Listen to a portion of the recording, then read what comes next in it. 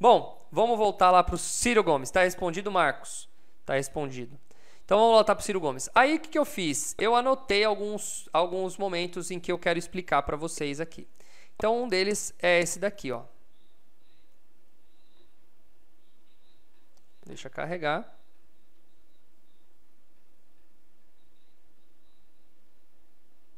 O Estado moderno nasce ali com Getúlio Vargas, que era anticomunista. Mas, entretanto, criou a Vale do Rio Doce, criou o BNDES, criou a Petrobras, as estatais. Por quê? Porque o Brasil não tinha iniciativa privada relevante, a pouca que tínhamos. Ih, tá dando umas travadas. Ué, ontem não travou, né? Não, foi direto. Estranho. Bom, então vamos aproveitar como se fosse uma pausa. O que ele falou? Getúlio Vargas criou o Estado Novo lá em 1930 e pouco e foi criando novas estatais. Cara, tá muito certo o que o Getúlio Vargas falou. Muita gente fala que o Getúlio Vargas era de direita, mas ele tinha um pensamento, ele era anticomunista, mas ele tinha um pensamento de esquerda. Mas na verdade isso vem da cultura da época. É isso que o Ciro Gomes diz ali. Né? Dentre os assuntos, eu quis trazer esses 2 pontos. Eu vou falar de 2 pontos aqui. Muito interessante essa pegada do Ciro. Ele falou, ele deu uma aula de história aqui. Para quem quer assistir, acho muito legal. Ele fala isso. Naquele momento, a ideia que a gente tinha não era de livre empreendedorismo igual a gente tem hoje. Estamos falando de 1930, bicho. Quase 100 anos atrás. Então, você não tinha... O empreendedor, ele era um cara... Ele tinha um pensamento diferente do de hoje. Então, o Estado vinha para resolver o problema. E aí o Estado foi lá e fez. Criou CSN, criou Vale... Criou, ele falou outras aí, acho que a Eletrobras foi criada nessa época também. A Petrobras foi criada, só que a Petro foi depois. Foi no segundo coisa dele, foi em 1950. 50 e pouco, isso. Mas ele criou um monte de coisa e aí a gente tem essa criação. E é isso que ele está discutindo aqui. Era comprometida com o Brasil do século XIX. Mas ele era fascista. Ele tinha um viés fascista. Ele importou a Carta do Lavoro. Ele teve momentos, mas é preciso que a gente se transporte lá para a data para não fazer um julgamento errado sob o ponto de vista social e econômico. É isso que ele falou. A gente às vezes quer julgar agora o que as pessoas fizeram há 100 anos atrás com a nossa ótica. Quando se fala, por exemplo, de escravidão, ela era natural até o final do século.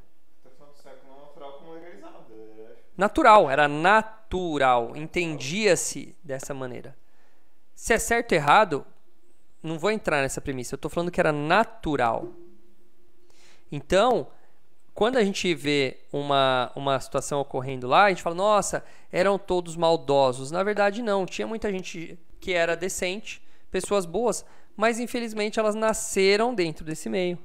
E aqui é a mesma coisa, né? Não vou entrar no quesito escravidão aqui, eu vou entrar no quesito economia. O cara, ele tinha a visão de que o Estado resolveria o problema. Era assim que se pensava naquela época. Então, por isso que ele... Muito legal, achei muito legal essa parte dele, por isso que eu quis trazer. De sermos honestos com o ponto histórico, com o momento histórico.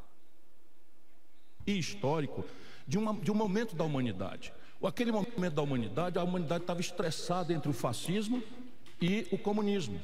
E o Getúlio foi agredido violentamente pelos comunistas. E havia então ali uma inclinação. O que ele na verdade era um nacionalista e entendeu pragmaticamente que o Estado brasileiro tinha que vir pela falta de um empreendedor privado.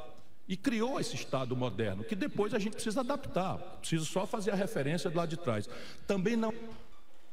Muito legal então o que ele falou. Criou-se lá e agora a gente tem que adaptar isso, tem que transformar, o próximo passo. É histórico que a consolidação das leis do trabalho seja uma cópia ipsis literis da Carta del Lavoro. Havia uma inspiração... Bom, agora ele está falando da Carta do Lavoro, que é a nossa consolidação das leis do trabalho. Agora vamos para mais um ponto aqui, que é esse daqui. Para fazermos o real com um país absolutamente... Olha que legal essa aula, para quem não sabe... caramba, o que eu apertei aqui? Nós fizemos uma coisa extremamente honesta, mas absolutamente artificial. Mas caramba, cadê o botão? Grave delas, levantamos a taxa de juros para a estratosfera. Estou falando nós. Pronto. Passou de qual é? Nós. Então botamos a taxa de juros lá em cima. alta da história. Para quê? Vamos, Fio. Primeiro, eu tô tentando pausar, não vai. dólar do estrangeiro, porque o país tinha saído da moratória do Funado, não tinha dólar e nós íamos... Pausou. Beleza. Olha que aula que ele dá aqui, que eu acho bem legal também isso aqui. Ele vai falar um pouquinho sobre o plano real e como ele resolveu. Que podia ser trocado ao par. Com... Pausa. Isso, obrigado, Ciro Gomes. Ele vai falar da história do real. Eu acho muito legal esse trecho para vocês assistirem também, tá? Vamos lá. Dólar. Para a gente não ser um blefe, a gente tinha que ter dólar para trocar. Então, pusemos a taxa de juros lá em cima para atrair dólares, para ter reserva e dizer, está aqui o dólar ouvindo a conversa para trocar para quem duvidar que a nova moeda vai nascer sadia. Segundo. Olha que legal isso aqui que ele falou. Qual foi a estratégia lá no plano real? Subir a taxa de juros. O que acontece quando a gente sobe a taxa de juros, Jonas? Entra dinheiro, que nem eu falo para vocês lá no meu mini curso. Entra dinheiro externo, dinheiro especulativo, mas entra. Principalmente dinheiro para quem compra título público, ou seja, eles se fazem de uma reserva de reais. Tudo bem, eles geram uma dívida, mas eles têm dólares na mão. Enche o mercado de dólar. O que ele vai fazer com o dólar aqui, eles vão decidir. Mas tem aí o dólar entrando na mão. Olha que jogada legal. Nós queríamos prevenir a explosão de demanda que tinha destruído o Cruzado, que tinha destruído o Bresser, que tinha destruído o Plano Brás, não sei o que, plano todos lá. Como? Com juro alto, dissuadindo o crediário. Aí ele fala uma coisa legal. Como eles iam também com o juro, tinha um outro efeito que era interessante. Você conseguiria segurar a demanda. Por quê? Fica caro o dinheiro. Então você vai dividir um produto, fica caro você pagar nele. Aí ele fala que não deu muito certo. Ó, que legal. Que no Brasil, eu aprendi depois, não funciona. Por quê? Porque a prestação não interessa para o povo quanto é que vai custar. Desde que... Olha que louco. O Brasil tem a política de não importa o quanto custa o produto, o que importa é o quanto vale quanto é a prestação daquele produto. Por isso que o país é um país de juros altos. Tá aí, ó. A prestação acaba no bolso, então aquilo que nos manuais de Chicago funciona, aqui não funciona. Mas naquela data, a gente vai encarecer o crédito para não deixar a turma explodir a demanda no curto prazo, porque vai todo mundo para o consumo, a produção não dá, ágil, fila, desabastecimento, reindexação, acaba os planos todos. E terceiro, e chave de compreensão da distorção que nós estamos vivendo hoje. Nós íamos acabar com a receita inflacionária que fazia a fortuna do sistema financeiro.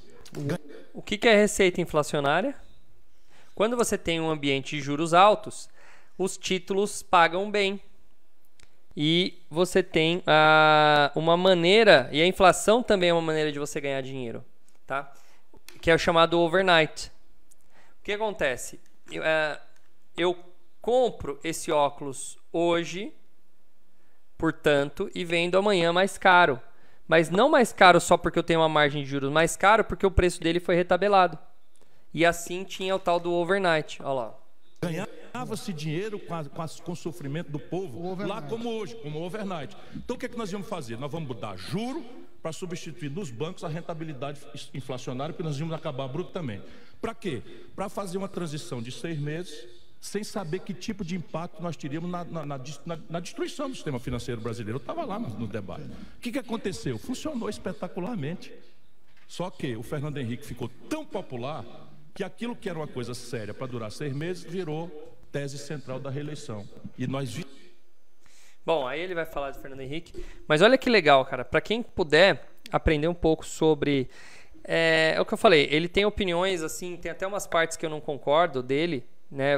Para quem assistiu o vídeo completo, eu tava ouvindo ontem, né? Tava até na hora do almoço, né, Jonas, ouvindo, e falando, nossa, esse cara tá falando umas besteiras. Mas não é que é umas besteiras no sentido que estão erradas, é que ele tem uma esperança de que isso vai funcionar, e na teoria até funcionaria, mas foi o que ele falou ali, na prática muita coisa nem vai. Então, assim, apesar da divergência de opiniões, esse cara é um cara muito inteligente, muito legal. Recomendo que vocês assistam a live do Ciro Gomes para entender um pouco. Ele vai falar um pouco sobre a história. Eu acho muito legal que ele traz a história financeira do negócio, a história econômica. Para quem quiser aprender um pouco mais, é muito legal, tá? Então eu recomendo que vocês assistam.